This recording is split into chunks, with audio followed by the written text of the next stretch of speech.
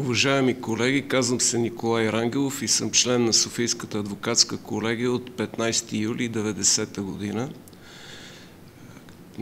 Кандидат съм за член на съвета на Софийската адвокатска колегия от Асоциация адвокати за промяна.